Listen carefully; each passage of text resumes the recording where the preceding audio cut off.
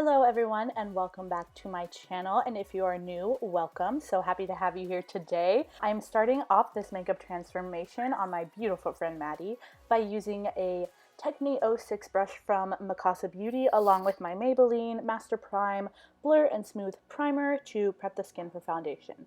I'm also going in here with a few spritzes of NYX Matte Finishing Spray. I find that it works really well underneath foundation in addition to over top the foundation when you're all done with the face. So right now I am going in with my Maybelline Fit Me foundation. I will list the shades I use down below because I mixed a few together. This is the matte and poreless version. Of course, I freaking love the matte and poreless version. I am dabbing that on with my Real Techniques Miracle Complexion Sponge. I love using sponges to apply foundation.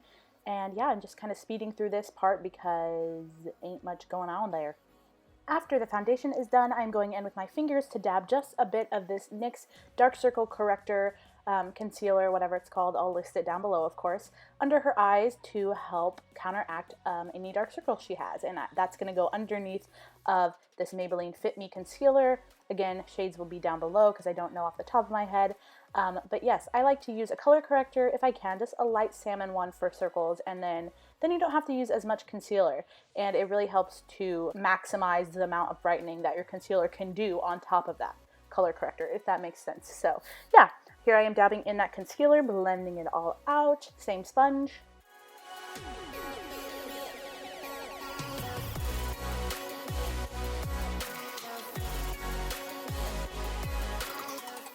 It is imperative that you set your concealer immediately after you apply it so that you minimize the amount of time it has to crease. I am taking my Coty Airspun powder. This is the extra coverage one. Yeah, I love it. Super finely milled, does a great job. And I am just packing a generous amount under the eyes, on the chin, down the nose, and on the forehead, everywhere we put concealer to brighten up. Now I am taking that same powder and I'm just running that with a stippling brush all over her face to set the rest of the foundation. Next, I am bronzing up her face with a Sigma contouring brush and some pressed powder from Revlon that's just slightly deeper than her skin tone. I love using pressed foundation powders that are just a little bit deeper than the skin tone because they give an airbrushed look because they provide extra coverage as well. So I am just going on her jawline, her cheekbones, the temples, you know, the whole deal. Everywhere we normally bronze, that's where we're bronzing. I went ahead and ran some powder down the sides of her nose as well, just for some definition to balance out where we have those shadows. Her nose is already perfect, so she doesn't need it to be chiseled out or anything, just defining it a little bit. Now going into my Wet n Wild contour palette in Dulce de Leche, one of my favorite contour palettes, like ever, not even from the drugstore, just ever, period. Love these powders. I am taking a more precise contour brush from Morphe Brushes, and I am chiseling out her cheekbones and giving them even more definition. I am concentrating it farther back and more precisely under that cheekbone than I did with the bronzing powder, and I'm doing the same for the jawline, the chin, the temples, and probably down the sides of the nose again as well. So I'm just placing it in smaller areas than I did in the bronzing powder because we don't want to define the whole face, or there's no point, right? We want to define little areas so that they pop out and give a really defined look.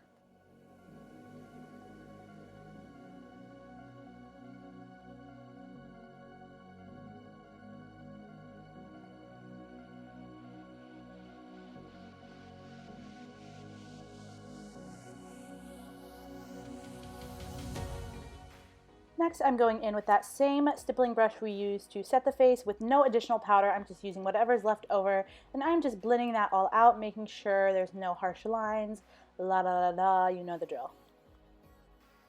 To further highlight any areas I want to be highlighted, i.e. under the eyes, on the chin, down the nose, and on the forehead, oh, and below the cheekbones, I'm going to go in with my NYX HD Banana Powder, and I am just placing that everywhere I just said in order to brighten up those areas even further. This powder is really, really smooth, great to work with, and yeah, it's easy to dust away when you're done. You can bake with it very easily, so I really love this powder. Highly suggest.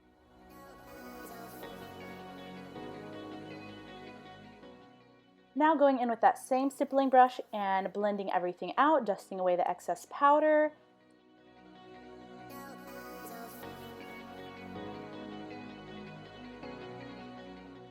Now to define the nose a little bit, I'm going to go in with the cream shade from the Dulce de Leche contour palette, and I could have used the NYX banana powder too, but I probably just had this in my hand, so that's why I used it. And I am going to kind of carve out the nose with reverse contouring. So I'm highlighting the areas right next to that contour that I want to be highlighted so that the contour looks even more sharp. Now I'm taking my 9-pan Morphe blush palette, and I'm using an e.l.f. small stippling brush, my favorite blush brush ever, and I am using small circular motions to work that blush in right above the contour. It needs to blend right seamlessly into the contour and kind of fade up from the contour. So I am dragging a little bit onto the apples, putting a tiny bit on the forehead just to make it look really natural and flushed. And now I am cleaning up under the contour even more with that cream shade from Wet n Wild. I just like this area to be really sharp, so I often go in a couple times to clean it up. Now we're blending once again. I do this between like every single step of any face look or eye look. Blending in between steps is key. Next, I'm going in with my ColourPop brow color in Dope Taupe. This is a shade I use on myself, and it's a shade I would recommend for any blondes out there. I'm using a Luxie small angle brush, kind of just going with the natural shape of her brows, just filling in any sparse areas, making them look really uniform. And after I do this, I do like to go in with some concealer on a little definer brush and clean up around the brows. So I concentrate it underneath to make it look really nice and sharp, but I will clean up on the top as well if it is needed.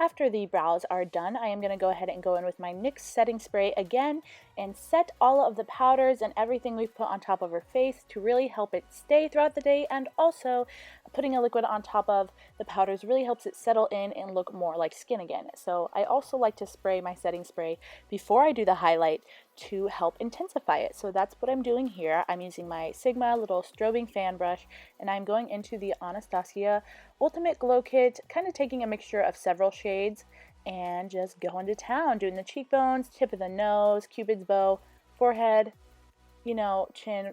I literally did every high point on the face because that's my jam. Now moving on to eyes. I apologize if the next few frames aren't really in focus, but hopefully you can still see what I'm doing, and it does get better later on. So right now I am taking the shade Latte from my Lorac Pro palette, and I'm using a Mikasa Beauty blending brush. Again, everything exactly will be listed down below. I'm taking the shade into her crease and kind of up above it. This is going to be our transition shade. What this does is just lay down a shade that's slightly darker than her skin tone, and it's going to help all shades that we put below it blend really seamlessly up into her brow bone, which is going to be highlighted like a cream color. So we want it to transition really smoothly, which is why we place down this pretty neutral color in the beginning. Next, I am taking the color Corduroy, which is the next darkest shade in the palette, and I'm taking that on a more precise blending brush. This brush is tapered, meaning it kind of comes to a point at the end, which is really great for working colors right into the outer corner and into the crease really precisely. So that's what I'm doing here. I'm taking this color on the inner and outer corners and up into the crease a bit, but I am really focusing most of the color on the inner and outer corners. So where you first place your brush is going to be where the most color goes. So I am first placing my brush in the outer corner, then working some up into the crease, and then going back in, packing it onto the inner corner, then taking whatever's left over, and again going up into the crease. What this will do for Maddie's eye is essentially draw all attention to the center part, like kind of the ball of her lid, which will make her eyes look really round, really big. Even when her eyes are open, you're going to be able to see that patch of light that we've left in the center of her lid, which will help her eyelid look a little more pronounced. because normally people with hooded eyes experience their eyelids kind of disappearing, you know, under the, you know, hood, if you will, of the skin that's above the eye. So it kind of covers up whatever's going on in your eye. This will really draw attention. Even though you may not be able to see all of her lid, you'll see the contrast between the darkness on the outside and the light on the center, and you'll see that she has a pronounced eyelid. Here I'm going in with a detail brush and just highlighting under her brow bone in BG. Then with the same brush that I was using to highlight the brow bone, I went into the color Bear in the Lorac palette and I popped that right in that space we left to put a lighter color. So this is what we're doing now. We're making it pop even more. Her eyes are going to look hella round, really big, beautiful, and highlighted in the center there.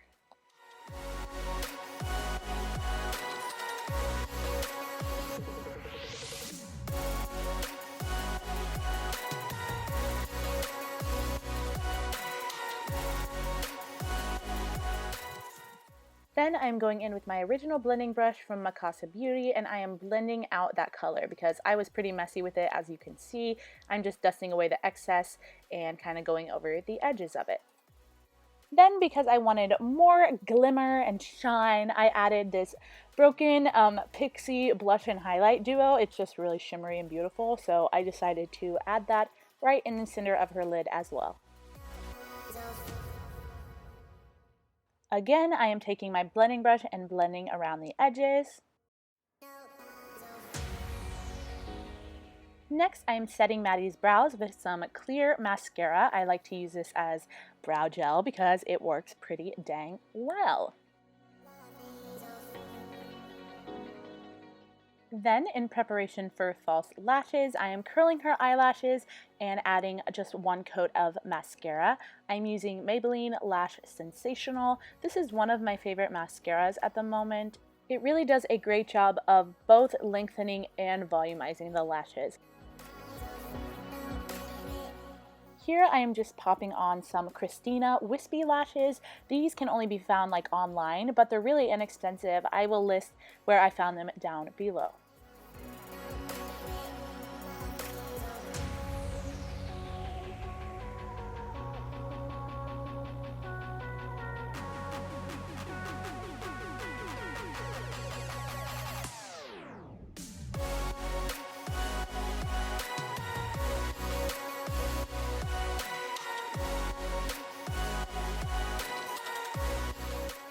For lips today, I am first lining her lips with a NYX lip liner. I believe this is in Natural something. Again, I will list it down below, but it is a NYX lip liner. I love NYX lip liners.